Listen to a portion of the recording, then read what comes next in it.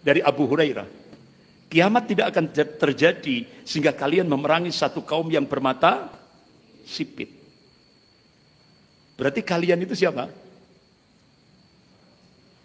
Umat Islam. Saya cukup kaget. Info dari Jakarta, Ustadz Andri, pasukan tentara merah itu sudah standby di Tempe.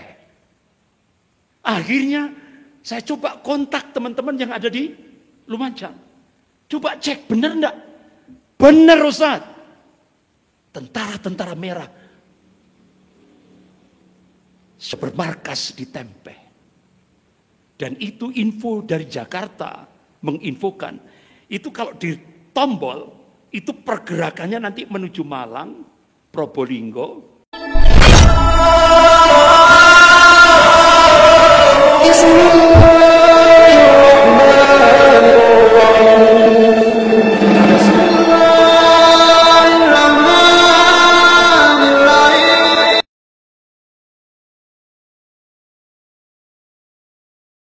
Assalamualaikum warahmatullahi wabarakatuh.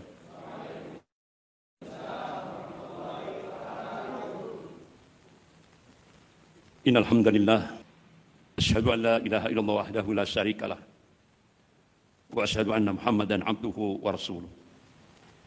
Ya ayyuhalladzina amanu taqullaha haqqa tuqatih wa la tamutunna illa wa Ya ayyuhalladzina amanu taqullaha wa qulu qawlan sadida yuslih lakum a'malakum wa yaghfir lakum dhunubakum wa may yuti'illaha wa rasulahu faqad faza fawzan 'azima. Amma ba'd. Antum di Ma'had Tahfidzul Quran Al-Firqatun Najiyah harus tahu tentang problem umat. Jadi jangan sampai antum di pondok cuek terhadap problem umat. Karena apa? Rasulullah mengingatkan, qala Rasulullah sallallahu alaihi wasallam, man asbaha bi amril mu'minin falaysa minni. Rawahu Ahmad. Barang siapa yang bangun pagi hari, dia tidak peduli terhadap problem-problem umat. Artinya masa bodoh, cuek. Yang penting diri saya, keluarga saya selamat. Gaskan falisa bukan golonganku. Jadi alangkah ruginya kita hidup sekali di dunia ini tidak dimasukkan ke dalam golongan Rasulullah SAW. Sangat rugi sekali. Oleh karena itu, antum yang hidup di pondok pesantren Tahfidzul Quran harus senantiasa ikra, baca realitas kehidupan. Jangan cek terhadap problem umat.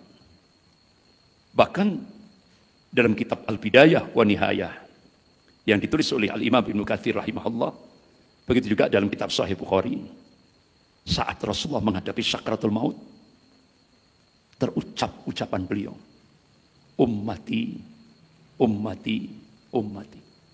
Masya Allah. Saat menghadapi sakaratul maut, Rasulullah masih mikirkan kepada Rasulullah SAW. Sampai di penghujung waktu duha dan pada saat pasca perang Khaybar. Nah, jadi kita diperintah oleh Allah Subhanahu wa taala untuk mutaba'ah, ittiba, mengikuti Rasulnya. Sebagaimana dalam surah Al-Imran ayat 31. Apa kira-kira dampak ketika kita ittiba kepada Rasul? Dampaknya yuhibbukumullah. Allah akan mencintai kita. Tidak hanya itu. Wa yaghfir lakum dzunubakum. Dan Allah akan mengampuni dosa-dosa kita. Wallahu ghafurur rahim. Dan Allah itu Maha Pengampun lagi Maha Penyayang. Jadi ikhwan fillah rahimakumullah. Bahkan wasiat terakhir Rasulullah itu diingatkan, wasiat terakhir itu Rasulullah mengingatkan jaga. Sampai Rasulullah mengingatkan qala Rasulullah sallallahu alaihi wasallam, awwalu ma yuhassabu bil abdu yaumal qiyamati as-shalah.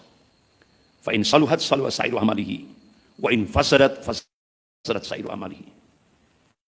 Jadi pertama kali amal manusia yang dihisap nanti dia miliki. Hisap adalah sholat. Kalau sholatnya baik, yang lainnya jadi baik. Sholatnya jelek, amalan yang lainnya akan jadi jelek. Jadi ini wasiat Rasulullah. Jangan tinggalkan sholat. Dan wattaqullah, takutlah kepada Allah. Wa ma malakat aimanukum. Berbuat baiklah kepada hamba sahaya. Artinya hablum minan nas dijaga. Hablum minallah juga dijaga. Itu wasiat terakhir Rasulullah. Jadi ikhwan fillah rahimakumullah. Apa kira-kira problem umat kontemporer kekinian, lebih khusus di Indonesia? Ini yang paling apa sekarang ini? Apa bahasanya? Yaitu gerakan pemingkiran agama. Jadi sejak Indonesia berkiblat ke Cina, otomatis implikasinya, dampaknya agama harus dipinggirkan. Sejak Indonesia berkiblat ke Cina, agama harus dipinggirkan. Bahkan dasar negara harus dirubah. Bahkan pijakan dalam kehidupan berbangsa, landasan kehidupan berbangsa dan bernegara harus dirubah. Ya. Apa itu sudah terjadi? Sudah.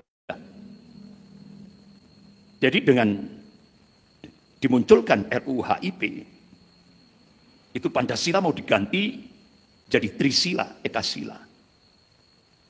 Bahkan landasan hidup berbangsa dan bernegara dari ketuhanan yang Maha Esa diganti dengan ketuhanan yang berkebudayaan. Dari tauhid menjadi syirik. Ini tantangan kita. Makanya antum harus tahu, walaupun di pondok pesantren, tapi antum harus tahu bagaimana sih kehidupan berbangsa dan bernegara sekarang. Kita harus tahu. Agama dipinggirkan. Bahkan sampai Ketua Dewan Pembinaan Ideologi Pancasila, Profesor Yudian Wahyudi, memberikan statement, agama musuh terbesar Pancasila. Jadi sekarang ini di Indonesia, agama itu musuh negara. Bahkan statement terakhir, Profesor Yudian Wahyudi, minta kepada umat Islam seluruh Indonesia, agar bergeser dari kitab suci menuju kitab konstitusi. Inilah yang terjadi. Ya. Terus saya sempat ditanya oleh Dr. Abdullah, dosen UB. Ya, dosen UB. Dosen UB itu tanya ke saya, Ustaz, ya kan? Akhirnya saya jawab ini. Ini hadisnya sahih, riwayat Bukhari wa Muslim dari Abu Hurairah. Kiamat tidak akan terjadi sehingga kalian memerangi satu kaum yang bermata sipit. Berarti kalian itu siapa? Umat Islam. Nah, kalau dihubungkan dengan filosofi Jawa lah ya. Mungkin Bapak itu masih ingat ini. Wong Jawa kari separo, wong Cina kari sak jodoh. Berarti tidak menutup kemungkinan di Jawa ini akan terjadi ibrah. Wong Jawa kari separo, kari sak jodoh. Saya cukup kaget. Info dari Jakarta, Ustadz Andri, pasukan tentara merah itu sudah standby di Tempeh. Mana Tempeh? Mana Tempeh? Lumajang. Kawasan lautan pasir itu kan. Akhirnya saya coba kontak teman-teman yang ada di Lumajang. Coba cek, benar enggak? Benar Ustaz. Tentara-tentara merah bermarkas di Tempeh. Dan itu info dari Jakarta menginfokan. Itu kalau ditombol, itu pergerakannya nanti menuju Malang, Probolinggo, Jember. Wallahu khairul makirin. Mereka membuat makar, tapi Allah balas makar mereka. Dan Allah sebaik-baik membuat makar. Allah letupkan gunung Semeru. Wah, akhirnya pasukan tentara merah yang ada di Tempe langsung dievakuasi. Sudah, wassalam. Selesai. Jadi Allah sendiri yang mengusir. Allah sendiri yang mengusir. Nah, itu. Jadi kita cukup kaget. Kita tidak tahu masuknya dari mana. Tentara merah. Nah, jadi makanya antum semua harus ikra, baca realitas kehidupan.